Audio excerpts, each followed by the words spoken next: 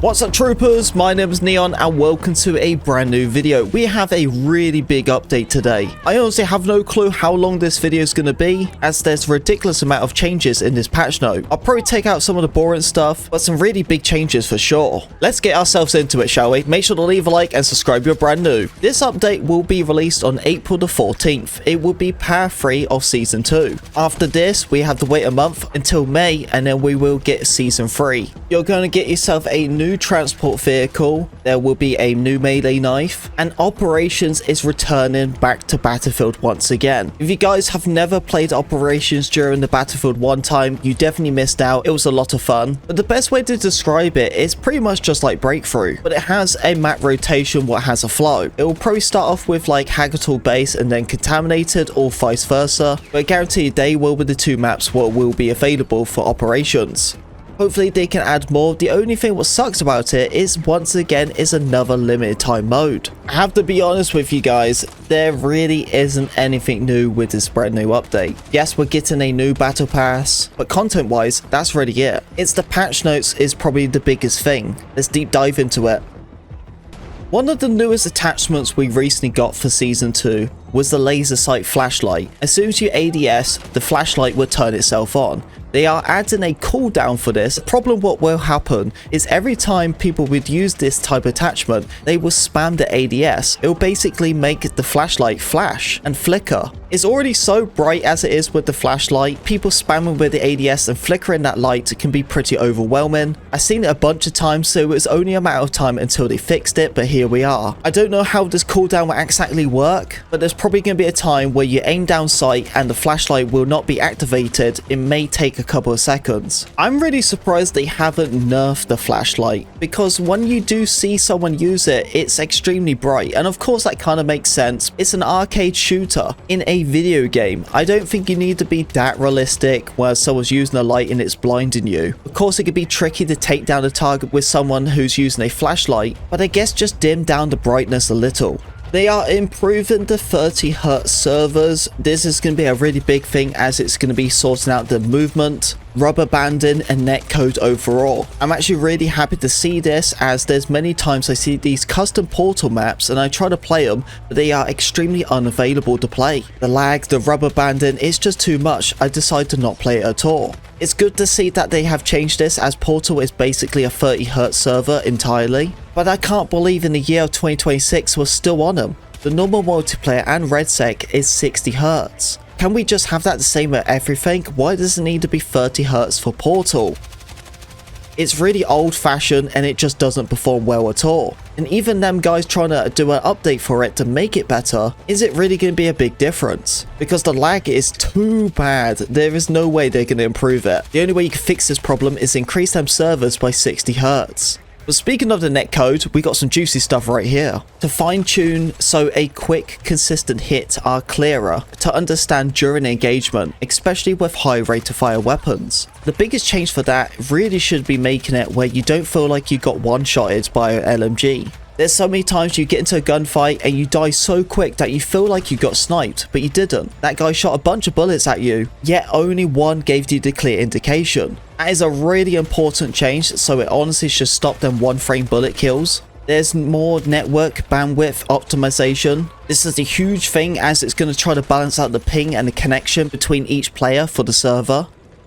This bit here is interesting, but I don't understand how it works. They say that trade kills has been reduced from 30 from 50. I don't know exactly what that means by trade kills reducing it. It's obviously a clear understanding, because like if someone shoots you, you kill them and they was doing the same, it would kill you. But changing the distance, what does that mean? Can I not trade a kill from a further distance from 30 anymore? That's definitely a confusing one. I don't truly understand it properly.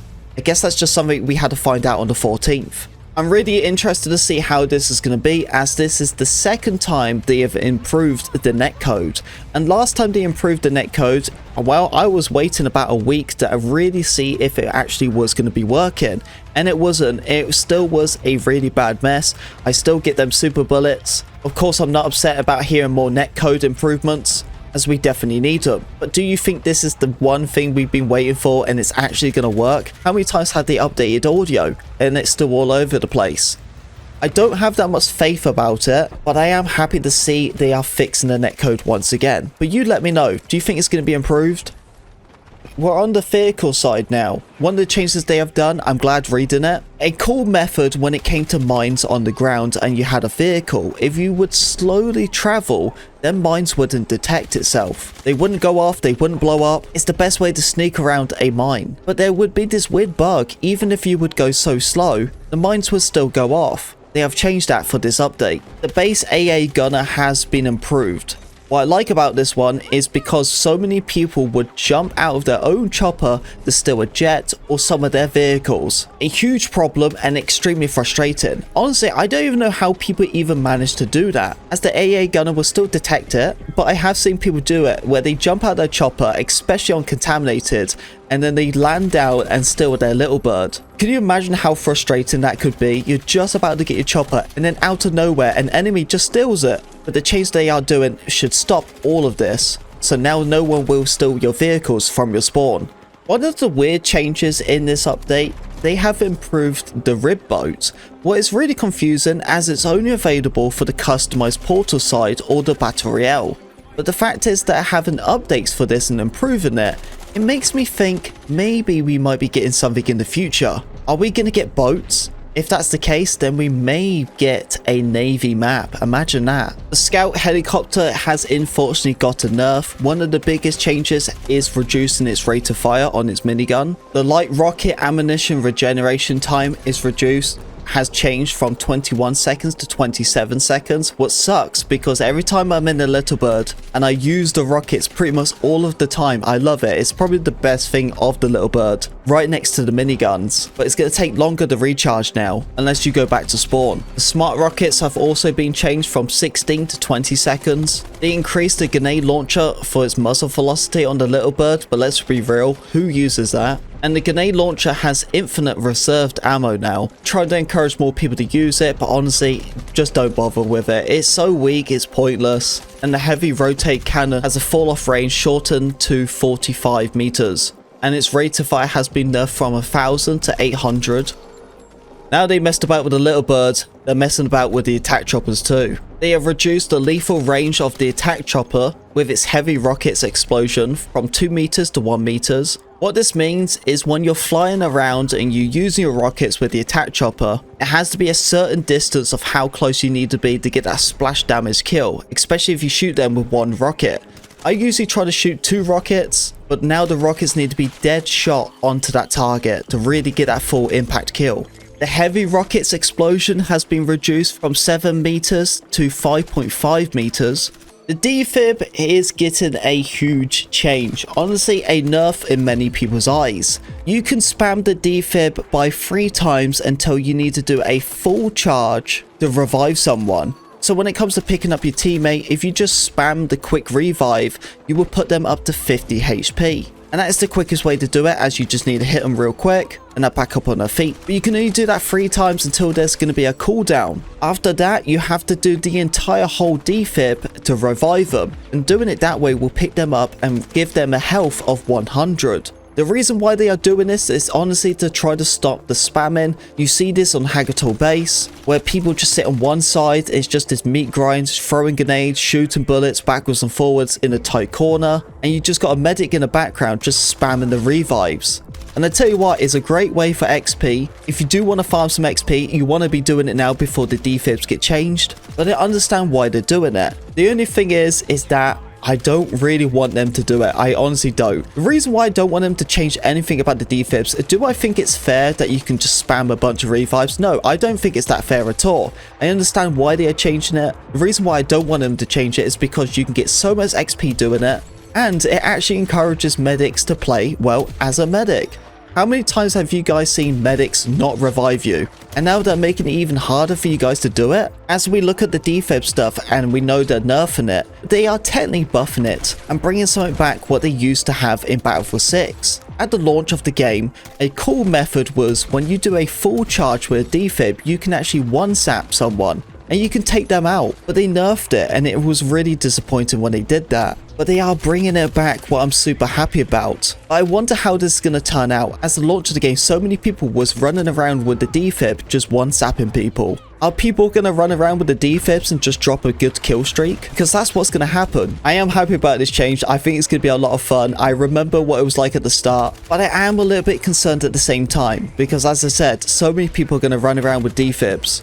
They changed the defib time of revive from 0.35 seconds. Now, when it comes to picking up a teammate, you're not going to instantly pick them up straight away. There's going to be a slight little bit of a delay. Reading the notes about the defib, it does feel like a nerf, but a buff at the same time. Hopefully, this will balance out the entire medic class. But it doesn't matter how many times they change it, improve it, nerf the defibs. The only thing what matters is, will your teammates revive you?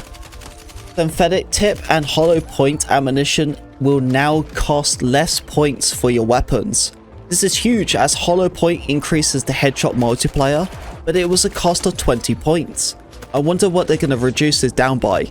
It's probably going to be 10 points or 15 points. Weapon progression has got another improvement. In our last update, there was a weapon improvement where you can unlock attachments, skins, and even get the mastery faster. But they're stepping up once again, and it won't be just the weapons getting kills ranking up anymore. If you guys are playing Conquest and you're sat on a flag, you can rank up your weapon just doing that. And I'm so glad about this. Finally, playing objective, getting score can count for your weapon progression. That is a huge change and I'm really happy about that. So many people have been given feedback about it and it just took months for them not to do anything. I'm really happy about this one as many people can just rank up now. But I tell you what, I'll give you a little tip and hopefully it actually works. But when it comes to capturing a flag, switch to your pistol so you can just get free XP on your pistol without even doing anything. Not even shooting a single bullet. Many of the modes have had their XP increased by 5 to 10%. It's just to try to balance out between it all. As many months back, it was Escalation was one of the modes where you got the least XP. And Breakthrough and Conquest was the most. They have obviously changed that, but there is so many other modes in this game, especially limited time modes. All of them are getting fine-tuned when it comes to XP to give you the same amount on whatever mode you want to play. For the controller guys out there, the dead zones are going to get a more in-depth controller tune-in, so you can tweak your controller settings in more depth. And this is for the dead zone side. I don't mess about when it comes to my thumbsticks, I leave them as default, but the triggers, I definitely change them.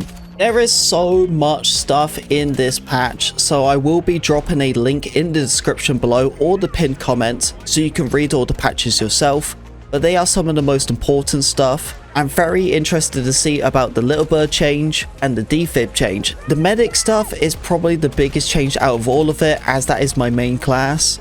I'm very interested to see how that's going to turn out. We do have some leaks and rumors what's been going around. It seems like Season 3 playtest has already begun and there has been multiple weapons. There's going to be a new RBK LMG that has like around 700 rate of fire.